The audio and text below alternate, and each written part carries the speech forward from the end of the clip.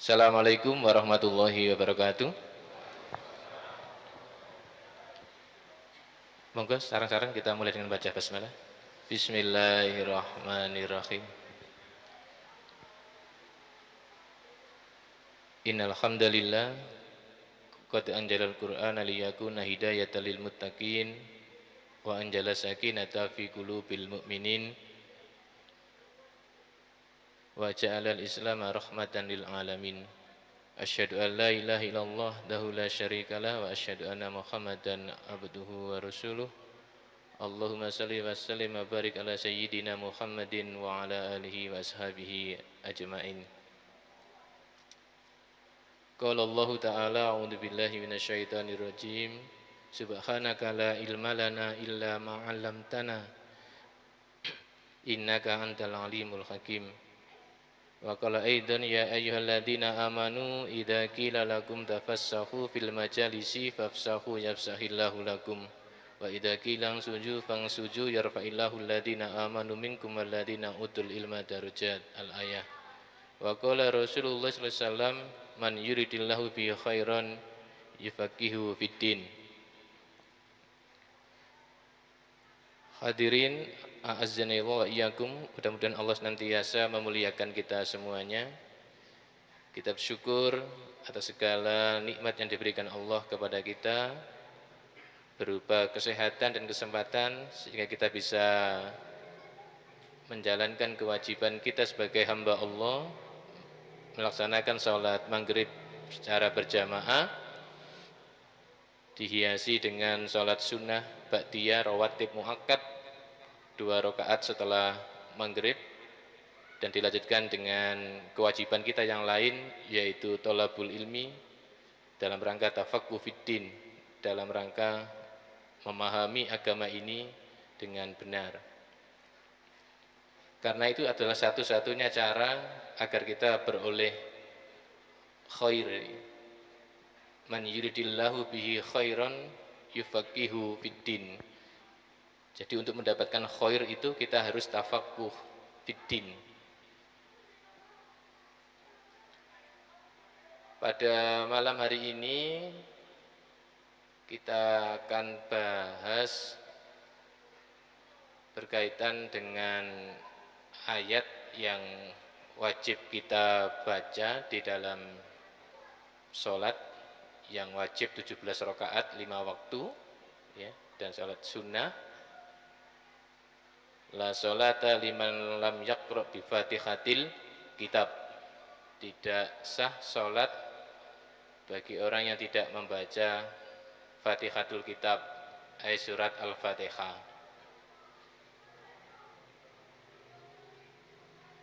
Fokus kajian kita adalah pada bagian ayat yang akhir, yaitu permohonan kita kepada Allah yang di dalam hadis sebutkan wali abdi masa'al, dan untuk hambaku apa yang dia minta, yaitu terdapat di dalam surat ke-6. Ihdinas syiratal mustaqim. Tunjukilah kami jalan yang lurus. Syiratal ladzina an'amta alaihim, yaitu jalan orang-orang yang telah Engkau beri nikmat kepada mereka. Ghairil maghdubi waladdallin, bukan jalan orang-orang yang Engkau murkai dan bukan pula jalan orang-orang yang sesat. Hampir kaum muslimin membaca ayat ini di dalam sholat maupun di luar sholat. Yang jadi persoalan adalah apakah permohonan itu sudah diimbangi, diiringi dengan cara yang harus ditempuh agar mendapatkan doa itu diijabah oleh Allah Subhanahu wa ta'ala.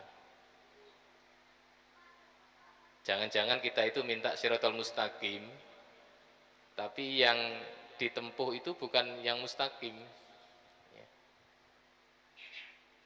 Bisa jadi jalan-jalan yang ditempuh oleh setan, jalan yang ditempuh oleh ahlul kitab, jalan yang ditempuh oleh Yahudi dan Nasrani, sehingga kemudian kita tidak menuju pada Shirathul Mustaqim, padahal kita itu minta Shirathul Mustaqim. Oleh karenanya sangat penting untuk kita perdalam kembali, dan insya Allah panjenengan sudah pernah membahas kajian-kajian seperti ini.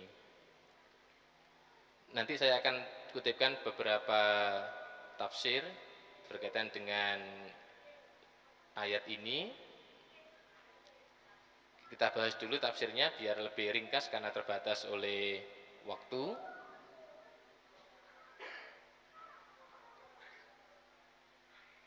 Yang pertama ayat ke-6.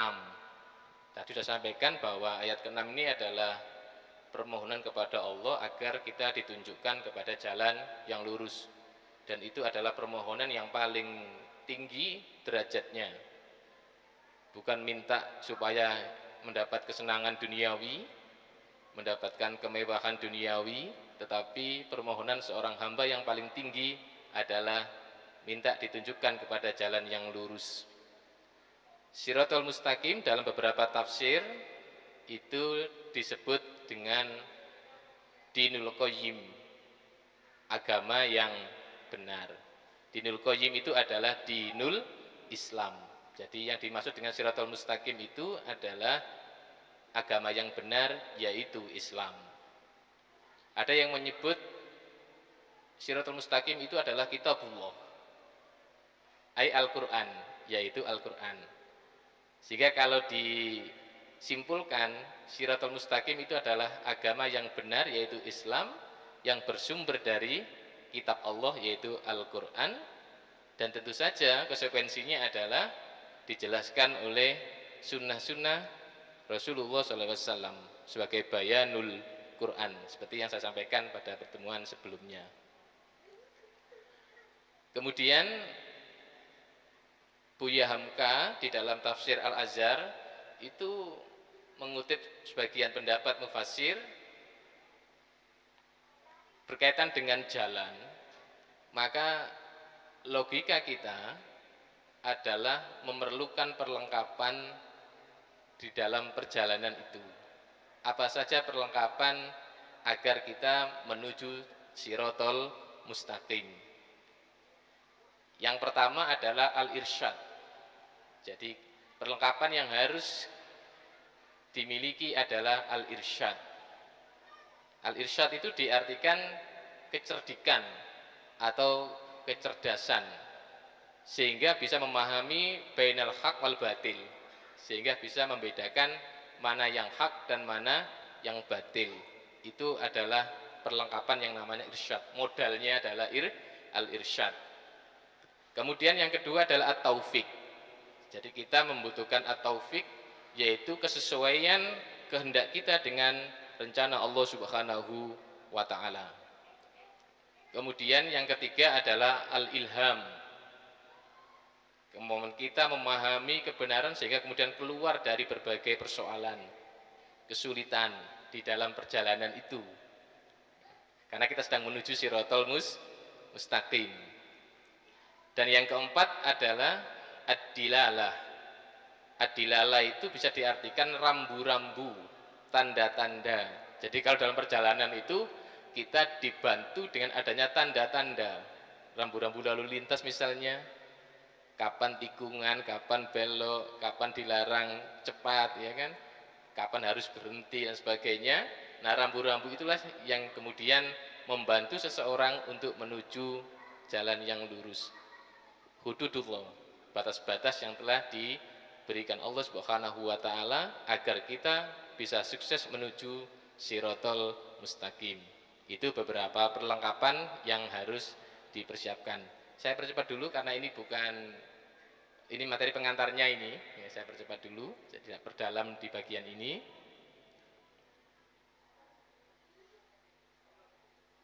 Sekarang maksud dari Shirathul Mustaqim dengan menggunakan pendekatan tafsir bil ayah atau munasabatil ayah itu terdapat di ayat selanjutnya. siratal ladzina an'amta alaihim. Nah, itu adalah penjelasan dari siratal mustaqim. Nah, siapa orang yang diberi nikmat oleh Allah itu? Kemudian kita tafsirkan dengan surat An-Nisa ayat 69. Nah, siapa yang termasuk orang-orang yang diberi nikmat? Wa may yuti'illaha war rasula faulaika ma'al ladzina an'amallahu 'alaihim minan nabiyyin wasiddiqin wasyuhada wassolihin. Jadi ada 4 kelompok ini yang termasuk orang-orang yang telah diberi nikmat oleh Allah Subhanahu wa taala. Sehingga ketika seseorang minta ihdinas siratal mustaqim, maka mau tidak mau dia harus menempuh jalan yang ditempuh oleh para nabi, ditempuh oleh para siddiqin, orang-orang yang benar imannya, orang yang jujur, wasyuhada, orang yang syahid fisabilillah, wassolihin, dan orang-orang soleh. Itu konsekuensi dari permohonan kita kepada Allah. Kalau kita bermohon ihdinas siratal mustaqim tapi tidak mengikuti jalan yang ditempuh oleh 4 kelompok ini, berarti tidak matching antara permohonan kita dengan laku yang kita tempuh. Jaka sembung naik becak, gak nyambung cak, nah itu ya bahasa ininya. Jadi gak nyambung. Sama dengan kita itu, ya Allah minta pintar, misalnya anak-anak ini minta diberi ilmu tapi malas belajar. Dia tidak mau sungguh-sungguh di dalam belajar, ya kan? Sementara yang diminta adalah minta ditambah ilmu, minta kepintaran, kepandaian, tetapi jalan yang ditempuh tidak mencerminkan, ya kan, permohonan itu sendiri. Ya Allah minta kaya, tetapi malas bekerja, ya, berarti kan tidak cocok, ya kan? Makanya kalau minta yang cukup barokah, tidak cukup yang barokah, bukan minta kaya. Allahumma ini as'alukal huda wat tuqa wal afafa wal ghina. Nah itu kita minta al ghina, kecukupan, ya. Jadi seringkali lidah kita, hati kita, dan sikap kita itu tidak nyambung. Lisannya mohon A, ya, hatinya tidak fokus ke situ, dan jalan yang ditempuh tidak ke arah yang dimintakan itu. Maka sudah menjadi konsekuensi bagi kita semuanya harus mengikuti jalan yang ditempuh oleh para nabi. Kalau kita umat terakhir, berarti mengikuti jalan yang ditempuh oleh Rasulullah Muhammad SAW. Sebagaimana yang saya tafsirkan pada pertemuan sebelumnya, surat Ali Imran ayat 31. Siapa yang mengaku cinta kepada Allah, maka fattabi'uni yuhibbukumullah wa yaghfir lakum dunubakum. Siapa yang mengaku cinta pada Allah, maka dia harus mengikuti jalan yang ditempuh oleh Nabi Muhammad, ya kan? Baru nanti kemudian akan mendapatkan cinta. Kemudian lanjutan dari ayat itu adalah ghairil maghdub, bukan jalan orang yang dimurkai. Jadi, yang dimaksud al-maghdub itu di dalam tafsir, di dalam hadis Nabi riwayat Tirmizi sebutkan bahwa itu adalah Yahudi. Jadi yang dimaksud dengan al-maghdub, orang yang dimurkai, ya, orang yang dilaknat, itu adalah Yahudi. Waladolin itu diartikan adalah Nasrani, ya. Jadi itu namanya tafsir Quran bisunnah. Jadi Quran dijelaskan oleh sunnah. Siapa kelompok yang dimurkai atau al-maghdub, dan siapa kelompok yang tersesat. yaitu adolin itu. Yahudi dan Nasrani itu disepakati oleh jumhur ulama disebut dengan termasuk ahlul kitab.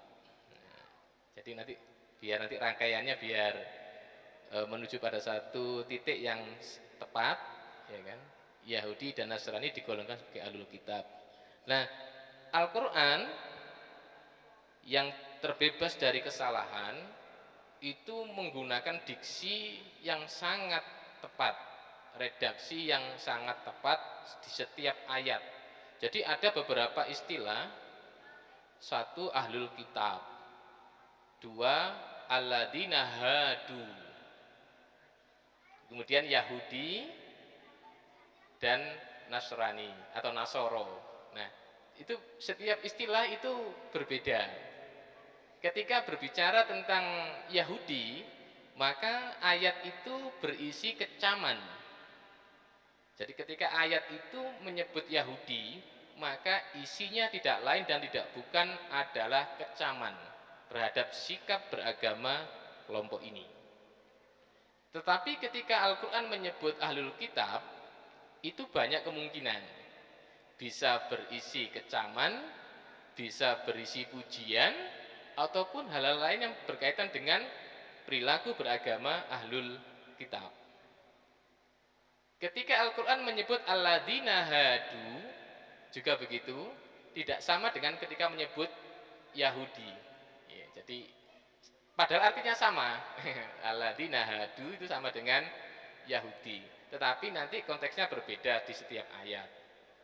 Ketika menyebut Nasoro itu juga begitu. Misal begini, sering kita dengar walantar do angkal Yahud wan Nasoro hatta tatabi'a milatahum. Ya, surat Al-Baqarah ayat 120. Nah, itu penggunaannya berbeda. Ketika menyebut Yahudi menggunakan kata lan. Lan, ya. Yahudi tidak akan rela, tidak akan membiarkan selama-lamanya sampai nanti, ya, di yaumil akhir terhadap umat Islam.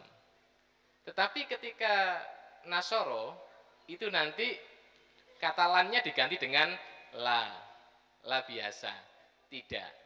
Karena memang dua kelompok ini ada perbedaan pada bagian-bagian tertentu terhadap umat Islam. Coba kalau kita lihat sejarah, Rasulullah itu ketika di Madinah musuhnya adalah Yahudi. Itu yang paling getol karena Nasrani nggak begitu banyak di Madinah. Ketika di Mekah itu kaum musyrikin, yang itu juga memusuhi Nabi begitu luar biasa, ya kan? Ketika hijrah pertama, hijrah ke negeri Habasyi di Ethiopia, ya, yang rajanya beragama Nasrani, maka sikapnya raja itu sangat melindungi sahabat-sahabat Nabi yang hijrah dari Mekah ke negeri Habasyi dengan pelindungan yang luar biasa. Karena ada kedekatan antara ajaran Isa Al-Masih dengan Rasulullah SAW. Berbeda dengan Yahudi. Itu contoh, ya kan? Jadi kenapa Al-Quran itu sangat jeli dan teliti di dalam menggunakan diksi kata di setiap ayat berkaitan dengan ahlul kitab. Tidak sembarangan, ya. Mengapa? Karena nanti ada ahlul kitab yang kemudian beriman, ya kan? Banyak ahlul kitab yang beriman. Ada yang tetap ingkar, kafir, memusuhi Islam, ada. Tapi dalam bagian-bagian tertentu nanti sebagian beriman. Nah, itu sekelumit tentang tafsir dari surat Al-Fatihah ayat 6 dan 7. Nah, kata Buya Hamka, kita jangan fokus kepada Yahudi dan Nasraninya ketika mempelajari Al-Quran itu. Tapi kaji secara mendalam sebab-sebab apa dua kelompok ini, ya, digolongkan dalam kelompok al-maghdub dan kelompok ad-dhalin itu. Itulah yang harus dipelajari. Jangan sampai kita itu ya membenci kelompok Yahudi dan Nasrani, tetapi perilaku beragama kita menyerupai mereka. Ya kan? Seperti kita membenci setan, tetapi perilaku kita malah dekat dengan setan. Ya. Jadi yang perlu kita pelajari adalah bagian itu. Dan itu banyak sekali Bapak Ibu hadirin semuanya. Misalnya Mustafa Al-Maraghi itu meninventarisir sikap Yahudi saja itu sekitar ada 76 karakter orang Yahudi, dan tentu tidak kita bahas semuanya. Nanti saya akan ambil bagian-bagian penting yang kita bisa mengambil pelajaran agar tidak terjebak kepada perilaku mereka dalam beragama. Itu saja. Jadi nanti biar cukup waktunya. Ya kan? Kenapa mereka dimurkai Allah dan kenapa kelompok Nasrani itu tersesat.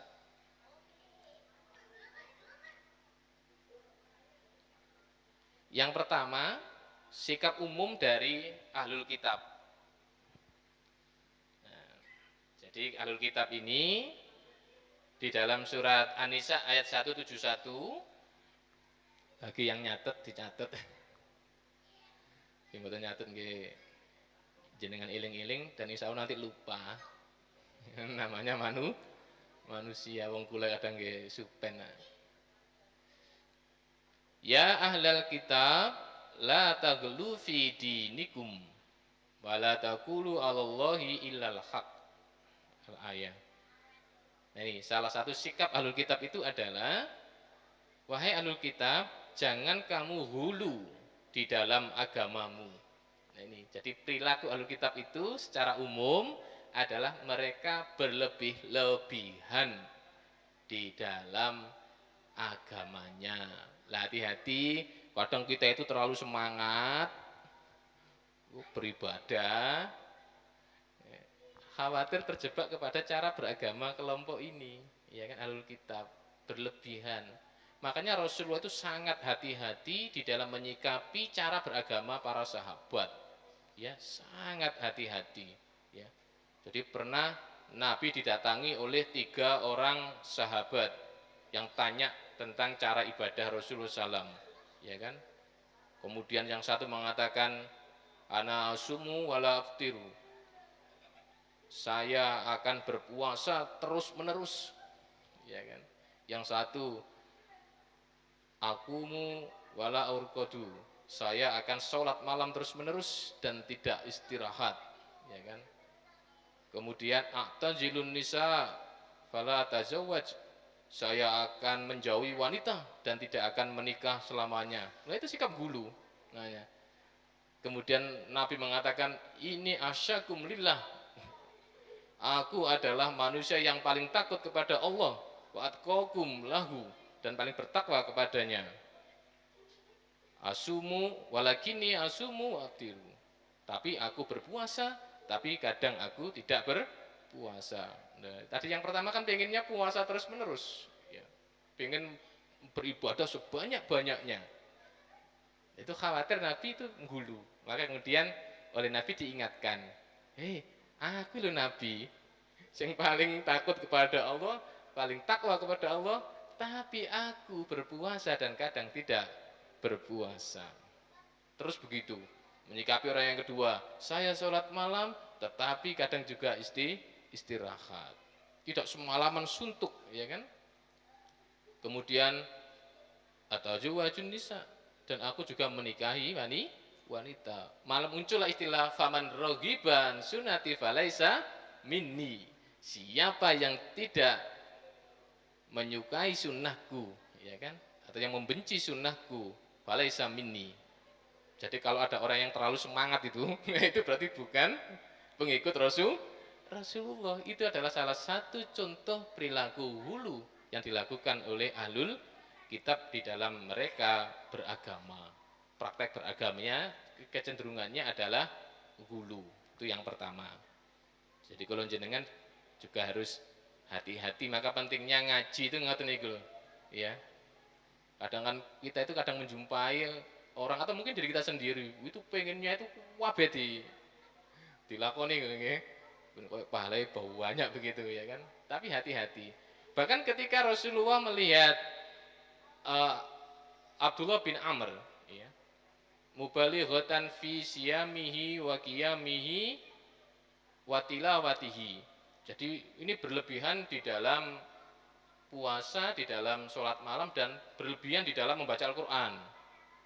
Jadi terlalu berlebihan. Faradahu ilal iktidali, maka Rasulullah menariknya, jadi mengembalikannya kepada jalan yang iktidal, jalan yang tengah ya, atau wasatiyah. Jadi ditarik kepada jalan yang tengah.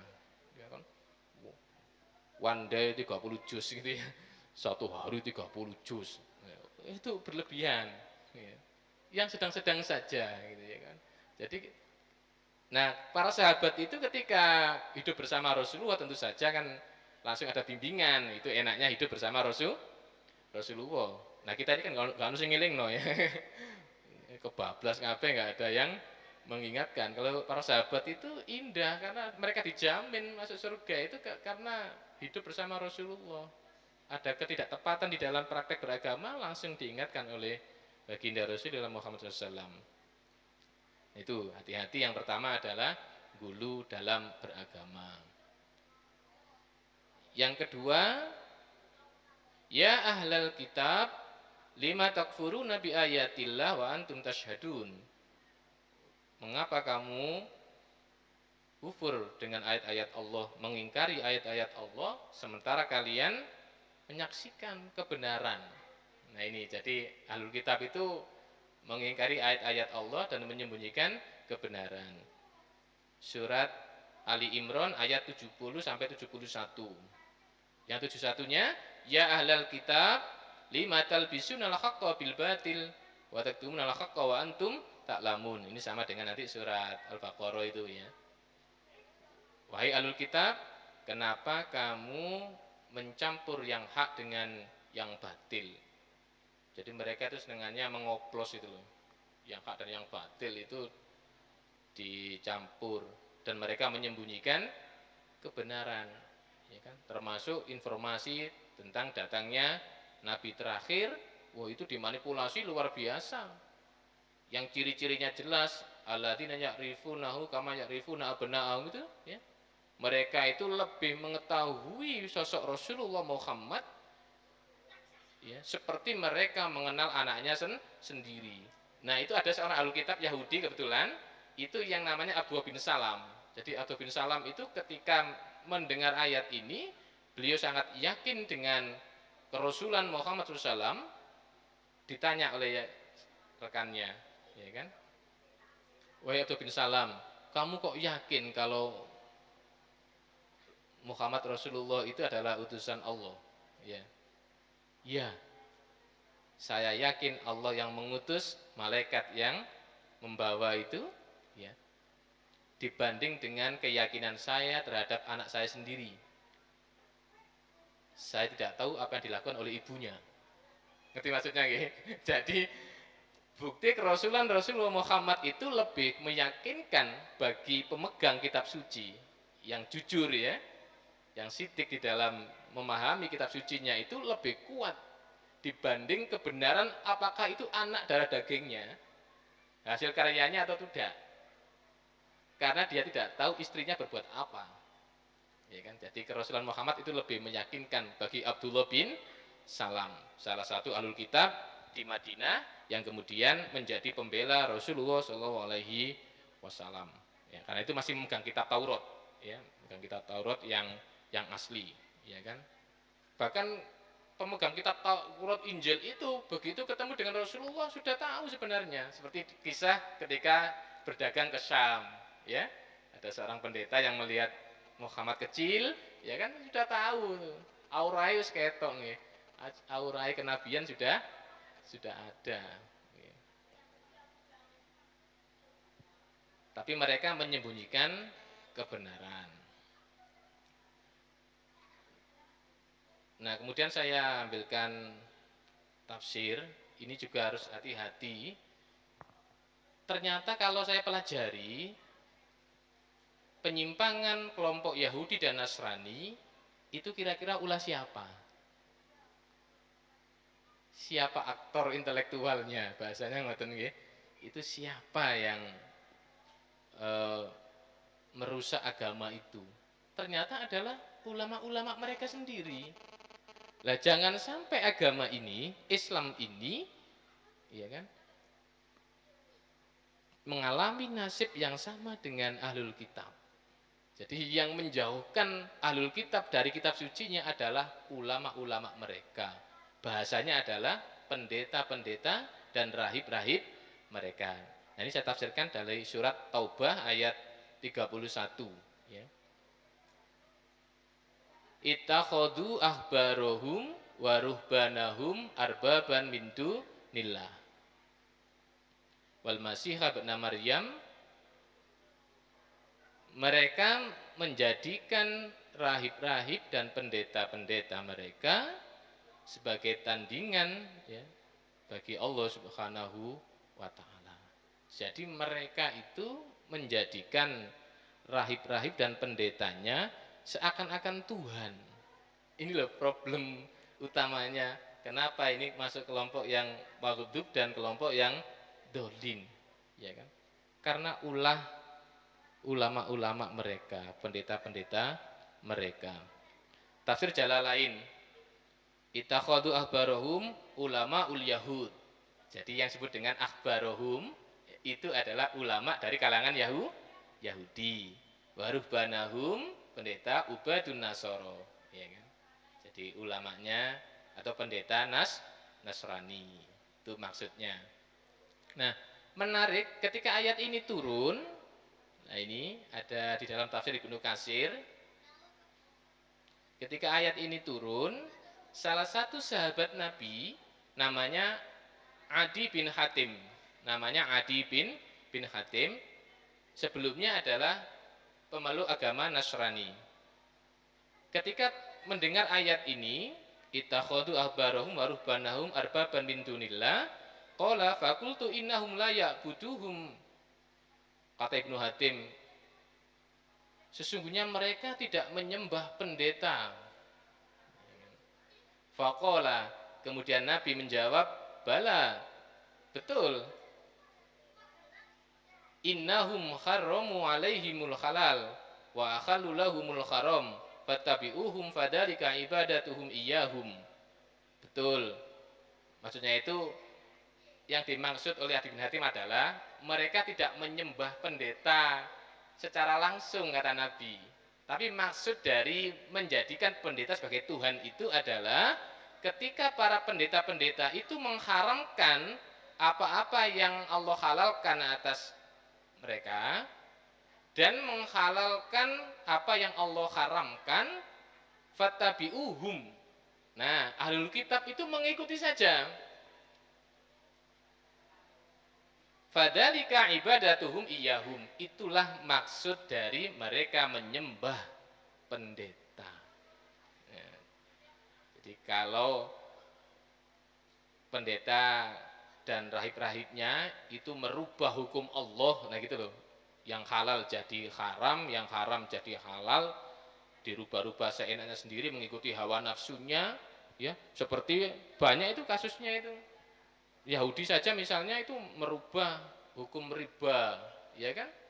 Mereka menganggap bahwa riba sama dengan jual beli. Maka turunlah ayat wa akhalallahu al-bai'a wa harrama riba. Surat Al-Baqarah ayat 275 itu tentang riba. Ya, di otak-atik, ya. Bahkan suap itu dibolehkan, ya kan? Makanya sing rusak malah pendetanya itu yang rusak itu, ya, rahibnya Yahudi, ya kan? Jadi mereka merubah hukum Allah. Nah, sikap seperti ini kembali kepada penjelasan Buya Hamka tadi. Itu yang harus kita waspadai. Jangan sampai kemudian kita bermohon ihdinas siratal mustaqim, ya kan, siratal ladzina an'amta 'alaihim ghairil maghdubi 'alaihim waladdallin, tetapi perilaku beragama kita seperti itu, ya. Makanya sering saya sampaikan dulu ketika awal saya diberi kesempatan ngisi di Masjid At-Taqwa, pelajari agama ini dengan baik, ya kan? Syariat agama ini dipahami dengan baik, ya kan? Mana yang wajib, mana yang sunnah, mana yang afdol, mana yang muakkad, mana yang ghairu muakkad, itu dipahami dengan baik sehingga kemudian kita bisa tepat di dalam beragama. Mengapa? Kita beragama ini kan diatur, ya kan? Maka dadallahu bijuz'iyatin wahiatin maksuso, diatur oleh Allah ketentuan-ketentuannya, batas-batasnya, bagian-bagiannya secara khusus untuk ibadah-ibadah itu, ya kan? Sehingga tidak boleh kemudian kita merubah. Dulu saya sering guyon SOP, jadi tidak boleh merubah SOP itu, sehingga nanti ada ancaman, ya kan? Man amila amalan laisa alaihi amruna fahuwa rodun. Siapa yang berbuat amal yang tidak sesuai dengan SOP yang diajarkan oleh Rasulullah, contoh yang diberikan oleh Rasulullah, maka amalnya itu berpotensi rodun, berpotensi tertolak. Semuanya ada aturannya. Kapan hari saya ngimami, kebetulan sholat sir duhur. Nah pas di belakang saya itu ada jamaah yang bacaannya keras sekali. Imamnya lo sir, ya. Ini bacaannya dan mengganggu, ya, dan mengganggu. Setelah sholat saya datangi, saya tanya baik-baik, saya sampaikan, ya kan. Nek kula tanglet itu gampang. Jenengan itu ngaji dek endi? Yo ngaji biasa. Opo ya. Tadi kok bacanya kok keras sekali. Iya, aku nek gak banter iku ora khusyuk, ora fokus. Iya, tapi kan mengganggu yang lain. Jangankan dalam sholat sir, sholat jahar saja kan tidak boleh, ya kan? Bacaan intikal kita tidak perlu keras-keras. Yang disyariatkan membaca keras itu hanya imam, ya kan? Selain imam tidak perlu, ya. Kalaupun membaca, ikut baca takbiratul ihram, takbir intikal, cukup didengar dirinya sendiri, tidak boleh keras-keras, ya. Makanya di dalam hadis Ahmad, ya, dengan sanad yang sahih, kata Nabi, innal musolliya yunaji rabbahu azza wajal falyangdur kaifa yunajihi fala yajhar ba'dukum ala ba'din bil Qur'an. Jadi kata Ibnu Umar, satu saat Rasulullah datang ke masjid. Lah pas di masjid banyak yang sholat, ya, masjid sholat sendiri. Lah itu balapan, ya kan? Bacaannya itu keras. Kata Nabi, orang yang sholat itu sedang bermunajat kepada Tuhan. Maka perhatikan bagaimana cara bermunajat kepada Tuhan, adab etikanya bagaimana. Wala yajhar ba'dukum ala ba'din. Jangan kamu mengeraskan satu dengan yang lain bil Quran. Bacaanmu itu loh, tidak boleh keras. Coba. Diingatkan oleh Rasulullah. Ya kan? Kemudian ala inna kullakum yunaji rabbahu fala yadiyanna ba'dukum ba'do wala yarfa ba'dukum ala ba'din bil qiraah, kata Nabi. Sesungguhnya kalian semuanya itu sedang bermunajat kepada Tuhan, maka jangan saling mengganggu. Jangan mengganggu satu dengan yang lain. Jangan meninggikan suara di dalam bacaan. Nah, jenengan pun sakit merasakan sendiri kalau di sebelahnya itu coba fokus napa ngrungokno tanggane. Mesti spontanitas kita akan terganggu mendengarkan bacaan sebelah. Makanya dulu ketika kasus sholat berjamaah Rasulullah, itu kemudian ada sahabat yang membaca keras bersamaan dengan imam. Itu Nabi kemudian bertanya, ataqra'una khalfal imam fal imamu yaqra fala taf'alu illa bi fatihatil kitab fi nafsika. Apakah kamu membaca di belakang imam sementara imam membaca? Fala taf'alu, jangan kau lakukan itu. Illa bi fatihatil kitab, ya kan? Kecuali untuk khusus Al-Fatihah, itu pun dengan syarat dibaca sendiri yang cukup finafsika, cukup kamu yang mendengar. Makanya kan ada pendapat boleh membaca Al-Fatihah beriringan dengan bacaan imam. Meskipun nanti ada mazhab lain, qiraatul imam, qiraatul makmum. Bacaan imam sudah mewakili bacaan makmum. Bahkan ada yang ambil jeda. Seperti mazhab Syafi'i itu ambil jeda. Karena kewajiban membaca Fatihah, ketika imam itu waladolin amin, maka diam sejenak, lah itu kemudian nguber ya, membaca. Itu kalau satu kelompok mungkin bisa, imamnya paham, makmumnya juga paham. Jadi enak kalau sholat itu makmumnya pinter, imamnya pinter, sama-sama pinter itu enak. Karena sudah paham, oh ini ada jeda, baca Al-Fatihah. Itu tidak ada masalah, karena itu perbedaan dalam khilafiyah ya, pemahaman di dalam hukum membaca Al-Fatihah. Ada yang beriringan, ada yang diam saja, sudah ya, diwakilkan kepada bacaan imam. Nah, seperti itu terjadi di dalam praktek beragama kita, sehingga tidak ada yang terlepas dari aturan main itu, ya kan? Jadi SOP itu tidak pernah terlepas dari dalam kita beribadah kepada Allah Subhanahu wa taala, mengikuti sunnah Rasulullah Muhammad SAW ya. Sehingga jangan sampai kita berbuat seenaknya sendiri. Jadi kembali kepada kelompok Yahudi dan Nasrani, itu kalau disimpulkan, Yahudi itu kenapa dimurkai? Karena mereka mengerti kebenaran tetapi tidak mau mengamalkan kebenaran itu. Nah, itu. Ngerti tapi rodo aldedelu wal cengelu. Itu rodo cengel itu memang samina wa asoina bahasanya itu dalam Al-Qur'an. Kami dengar dan kami tidak taat ya. Kami membangkang itu bahasanya. Coba betapa mereka itu berani kepada Tuhan, berani kepada Allah Subhanahu wa taala, berani kepada nabi-nabinya. Bahkan mereka tidak segan-segan membunuh sebagian nabi di kalangan mereka sendiri. Yaqtuluna nabiyyina bighairil haq. Coba itu sikap ekstrim dari kelompok Yahudi, sehingga kemudian dilaknat oleh Allah Subhanahu wa taala. Bahkan dalam beberapa kasus, misalnya kunu kirodatan khosiin, itu kalau baca tafsir itu saya banyak menemukan hal baru itu di tafsir Al-Azhar ya. Kata Buya Hamka itu bukan kemudian kita bayangkan manusia dikutuk jadi monyet. Itu secara logika kalau jadi monyet, perilakunya monyet kan nggak istimewa. Yohancene nggih. Wong monyet perilakunya monyet, tapi itu adalah makna kiasan. Fisiknya manusia, tapi perilakunya seperti monyet. Itu baru hina luar biasa. Itu betul-betul dihinakan oleh Allah Subhanahu wa taala. Kan ada perdebatan itu, ada yang secara zohiriyah, ya sudah, kunu khosiin itu adalah mereka dirubah jadi monyet atau kera yang hina itu. Tapi tidak dengan Buya Hamka. Buya Hamka memahaminya lebih pada makna simboliknya. Iya kan? Kalau manusia jadi monyet dan perilaku monyet itu tidak ada hal yang istimewa, ya kan? Tapi ketika manusia kemudian perilakunya seperti monyet, nah itu baru kemudian bisa diambil pelajaran, ya kan? Dan memang monyet itu kan karakternya kan rada rakus ya.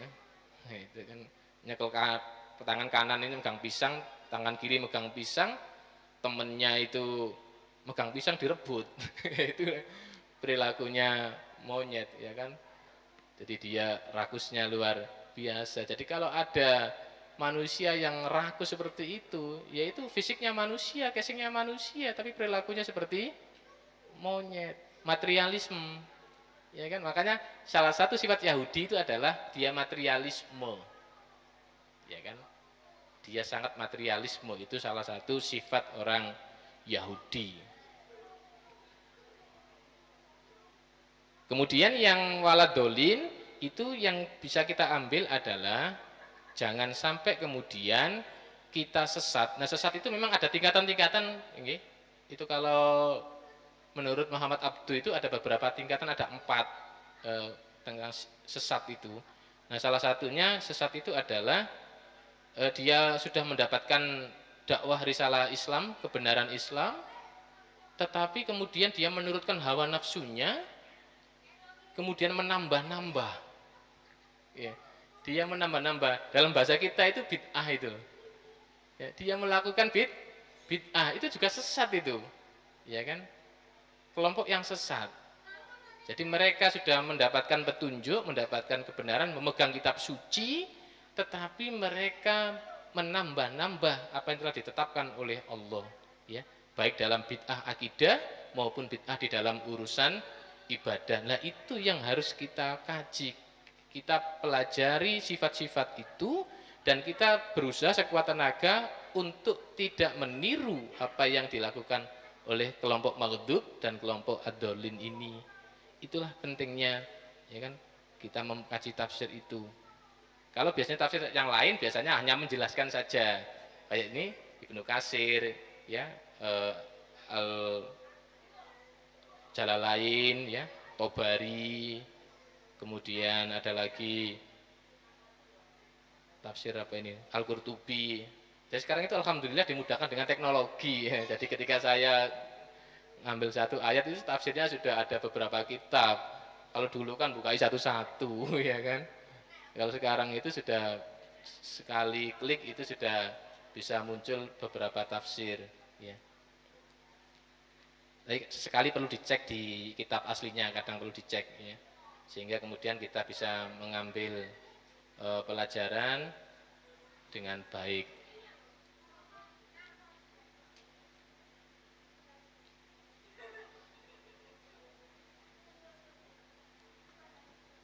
Monggo kalau ada yang mau disampaikan, bisa tanya boleh, diskusi sharing boleh, menyanggah juga boleh, wong namanya kajian nggih. Yang di depan belum tentu yang terbaik, belum tentu yang paling mengetahui ilmu, tidak, ya. Tetapi ini adalah belajar bersama, ya.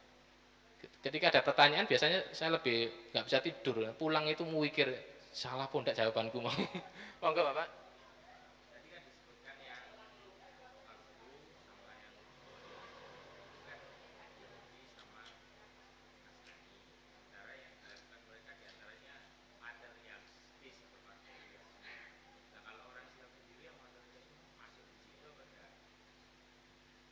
Iya. Nah, kembali tadi persoalan tadi, kita tidak fokus kepada sosok Yahudi dan Nasrani-nya, tapi sikap-sikap mereka yang hendaknya kita jadikan pelajaran. Jadi kalau mereka itu gulu, nah, terus kita kok ikut-ikutan gulu, berlebih-lebihan di dalam beragama. Nah, itu berarti kita meniru perilaku mereka. Sama ketika mereka materialisme, berarti kita juga meniru cara hidup mereka yang materialisme, sehingga tidak nyambung permohonan kita tadi ihdinas siratal mustaqim dengan laku yang kita pilih, ya. Dengan perilaku perbuatan yang kita tempuh itu berarti tidak sama. Makanya kata Beliau Hamka pentingnya di situ, ya kan, pentingnya di situ. Jadi Quran itu sangat indah ketika memberikan kisah-kisah atau amsal, itu tidak harus detail, karena itu bukan poin utamanya, ya kan, bukan poin utamanya. Ketika ada sejarah apa misalnya, itu tidak menjadi poin utamanya. Yang penting adalah hikmah, pelajaran apa yang diambil dari itu. Nah, nanti ahlul kitab ini juga nanti akan banyak mempengaruhi tafsir, ya, karena nanti bagian-bagian sejarah itu kan kita juga, kata Nabi kan, wala tusadiku wala tukadzibu. Kalau mereka memberi informasi tentang sejarah, ya, umat-umat terdahulu, itu jangan buru-buru dibenarkan, jangan buru-buru didustakan, ya, disaring, ya. Karena Al-Quran memang kadang berbicara secara global, secara umum, tidak kasus per kasus, bahkan namanya siapa, ya. Makanya kadang khurafat itu juga masuk ternyata dalam tafsir itu. Khurafat itu dongeng-dongeng, Ya, mitos-mitos itu kadang ternyata masuk di dalam tafsir. Seperti itu, nggih. Yang lain monggo kalau ada.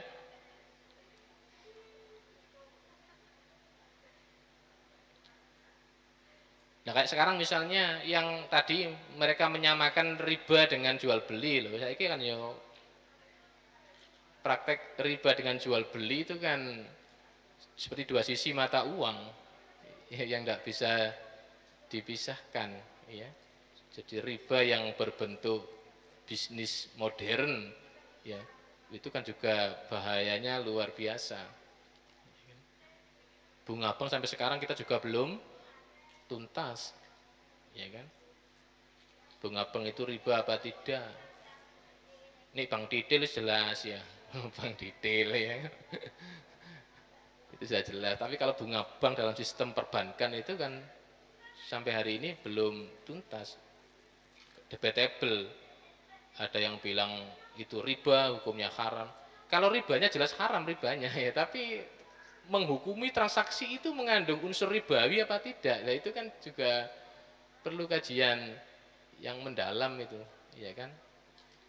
Antar ulama tidak belum belum sepakat, ya kan?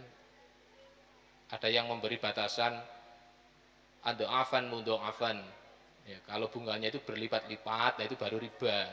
Tapi kalau nggak berlipat-lipat, ya berarti belum termasuk kategori riba. Itu biasa dalam kajian-kajian ilmiah, ya kan, dalam kajian-kajian ilmu memahami teks Quran dan Sunnah itu juga kadang kemudian muncul perbedaan paham seperti itu. Jadi, monggo.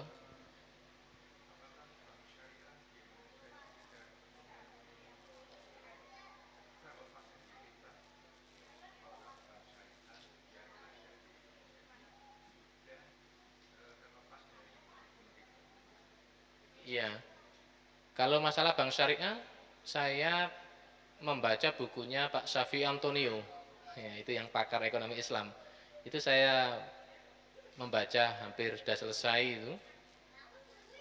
Intinya harapannya bank syariah itu secara teoretik maupun praktek itu kan terbebas dari unsur ribawi. Sehingga istilah-istilah bunga itu kan kemudian diganti dengan mudoroba ya.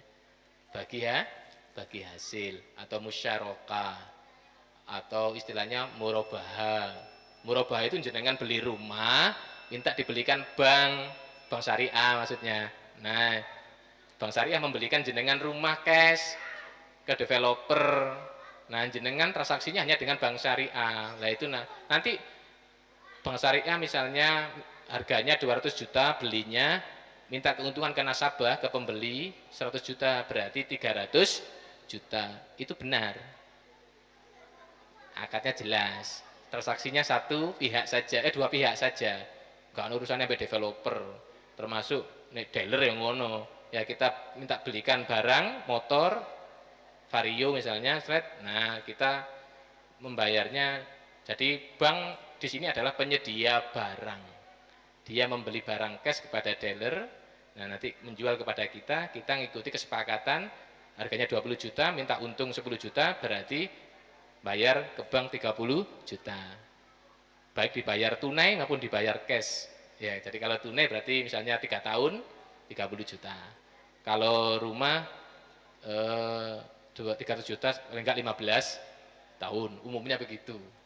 Kalau ngibat pengalaman gitu. Jadi itu transaksi yang benar. Ya. Transaksi yang benar namanya murabahah. Mengarah ke sana, bagus. Jadi mengarah kepada prinsip itu. Nah, tentang kesempurnaan sistem tentu saja berproses, ya. Wallahu alam, saya ini juga belum tahu 100% apakah sudah betul-betul syariah apa tidak, karena istilah syariah itu sekarang kan sedang menggeliat ya dalam sistem perekonomian kita. Hotel syariah ya, ada hotel syariah, ono salon syariah ya, ada salon syariah, enggak bakso syariah. Jadi itu sedang menggeliat ya, dan itu sudah menjadi kebutuhan bagi umat Islam kalau sudah ada dan perbankan yang syar'i. Nah, itu intinya, poinnya adalah Bapak Ibu semuanya, adik-adik, anak-anak semuanya, ya.